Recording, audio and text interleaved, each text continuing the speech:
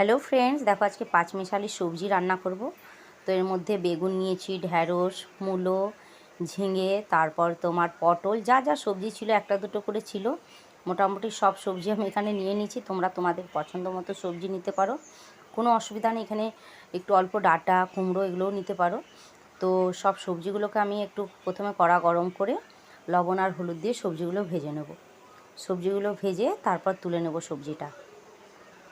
তারপরে একই কড়াতে আমি একটু তেল দিলাম, আর একটু জিরে আর শুকনো লঙ্কা ফোড়ন দিলাম। আর এরপর দেবো একটা বড় সাইজের আমি পেঁয়াজ গ্রেট করে রেখেছিলাম, পেঁয়াজ বাটা।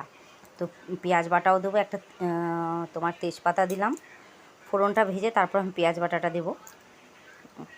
পেঁয়াজ বাটাটা দিয়ে দিলাম। পেঁয়াজ বাটাটা দিয়ে একটু ভালো করে ভেজে নেব। তারপর এখানে আমি দিলাম 1 চামচ মতো আদা বাটা। তোমরা যদি নিরামিষের দিনে করো অবশ্যই পেঁয়াজটা স্কিপ করে যাবে, তবে চেষ্টা করবে আমিষের দিনেই করতে, তাহলে পেঁয়াজ বাটাটা দিলে কিন্তু খুব সুন্দর লাগবে সবজিটা খেতে। একটা সেই রেস্টুরেন্টের ফ্লেভারের মতো লাগবে, যাই হোক হোটেলে যেরকম বানায়। তো তারপরে আমি এখানে দিলাম জিরে গুঁড়ো, ধনে গুঁড়ো, লঙ্কা গুঁড়ো, সমস্ত গুঁড়ো মশলা এখানে অ্যাড করে দেবে। ঝালটা যে যার প্রয়োজন মতো দেবে।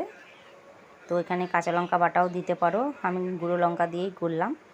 এরপর লবণ হলুদ দিয়ে মশলাটা ভালো করে তেল ছাড়া পর্যন্ত কিন্তু কষিয়ে নিতে হবে।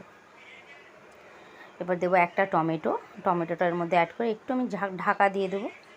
দেখো তেল ছেড়ে এসছে মশলা থেকে, মশলাটা কষা হয়ে গেছে। এরপর আমি যে সবজিটা ভেজে রেখেছিলাম সবজিটা এর মধ্যে অ্যাড করব। সবজিটা ভালো করে মশলার সাথে মিশিয়ে আমি আরও কিছুক্ষণ একটু ঢাকা দিয়ে রেখে দেবো। তোমরা এটা নিরামিষ দিনেও করতে পারো, ভাত রুটি দুটোতেই কিন্তু খুব সুন্দর লাগে, লুচিতেও খেতে কিন্তু দারুণ লাগবে। রান্নাটা আমার প্রায় হয়ে গেছে দেখো। এরপর এর মধ্যে আমি দেবো একটু এভারেস্টের, এটা হচ্ছে সবজি মশলা। তো তোমরা যে কোনো সবজি মশলা এখানে অ্যাড করতে পারো। সবজি মশলাটা দিলে তরকারিটার কিন্তু স্বাদটা দ্বিগুণ হয়ে যাবে। রান্নাটা দেখো হয়ে গেছে। চলো টাটা, বাই বাই, সবাই ভালো থেকো, সুস্থ থেকো।